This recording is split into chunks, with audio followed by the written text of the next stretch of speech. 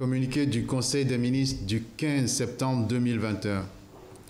Le Conseil des ministres s'est réuni ce mercredi 15 septembre 2021 sous la présidence de son Excellence M. Faure Essosimna Gnassingbé, président de la République. Le Conseil a examiné 2 avant-projets de loi, un projet de décret et écouté 7 communications. Au titre des avant-projets de loi, le Conseil a examiné et adopté l'avant-projet de loi relatif au marché public. Intervenant dans un contexte d'amélioration constante du climat des affaires, ce texte permettra d'accélérer la mise en œuvre des projets d'investissement public au profit des populations.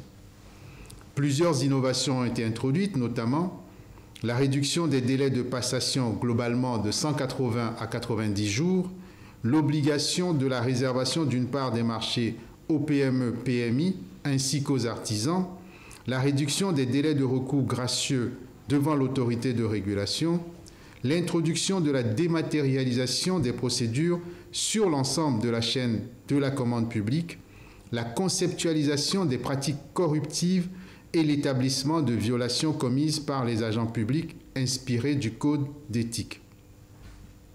Le Conseil a examiné et adopté l'avant-projet de loi autorisant la ratification du traité portant création de l'Agence africaine du médicament, adopté le 11 février 2019 à Addis Abeba.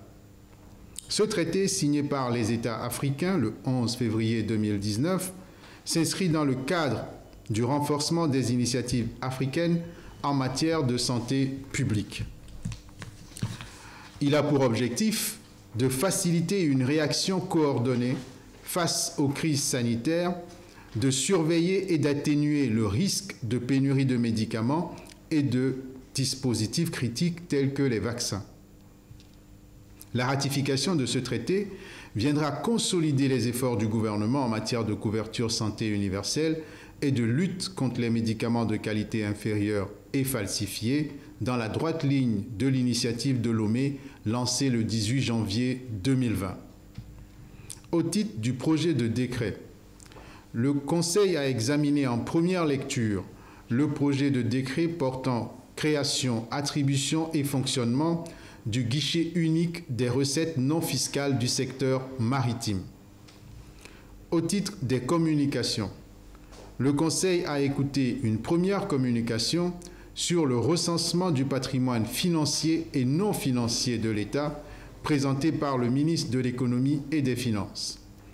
Dans le cadre du passage à la comptabilité générale de l'État de type patrimonial, les actifs financiers et non financiers de l'État ont été recensés. La valorisation d'une partie de ces biens a permis au Togo d'élaborer son premier bilan d'ouverture, faisant de lui l'un des premiers pays de l'Union économique et monétaire ouest-africaine à établir des états financiers conformément aux exigences communautaires en la matière. La présente communication a permis de rendre compte au Conseil des résultats obtenus ainsi que des prochaines étapes du processus.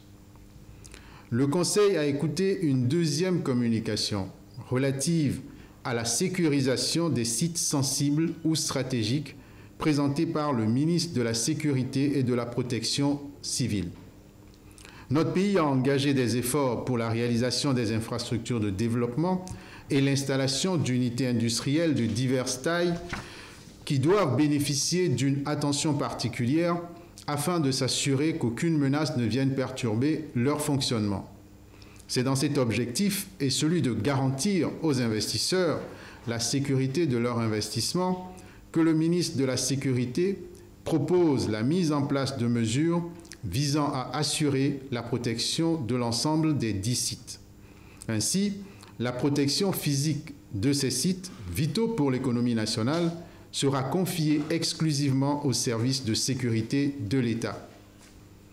Le Conseil a ensuite écouté une communication relative au projet de modification du décret numéro 2016-170/PR du 30 novembre 2016 portant organisation et fonctionnement des chambres régionales de métiers et de l'Union des chambres régionales de métiers présenté par le ministre délégué de l'enseignement technique et de l'artisanat.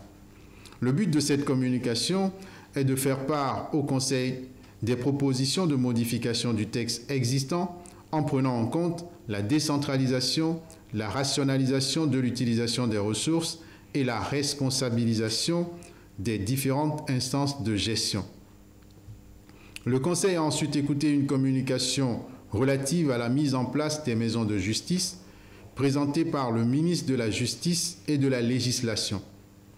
Cette communication a permis de faire un premier bilan des maisons de justice déjà opérationnelles dans le pays et de présenter de nouvelles perspectives. Les maisons de justice, une initiative présidentielle, ont pour objet de faciliter par la conciliation ou la médiation la résolution de petits litiges. Elles apportent un premier niveau de conseil et d'information juridique aux populations à la base. Leur fonctionnement repose sur 3 principes: la gratuité, la simplicité et la célérité. La création des maisons de justice se réalise à un rythme soutenu depuis 2018. 4 en 2018, Saint-Cassé, Dapaon, Agouenivé et Baguida. 5 en 2020, Zanguera, Péléadeta, Agné, Soudou et Ketao. 8 en 2021, Gando, Kanté, Pagoda, Bafilo, Tchamba, Djarkanga, Toum et Lavagnon. Les résultats obtenus témoignent de l'adhésion des populations à cette initiative.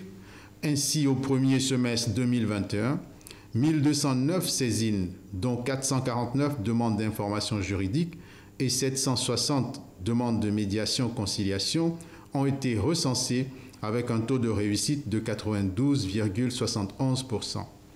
Au vu des excellents résultats, le maillage du territoire se fera progressivement. Le Conseil a ensuite écouté une communication relative à l'application de la gratuité de l'établissement des actes de naissance au Togo, présentée par le ministre d'État, ministre de l'Administration territoriale, de la décentralisation et du développement des territoires.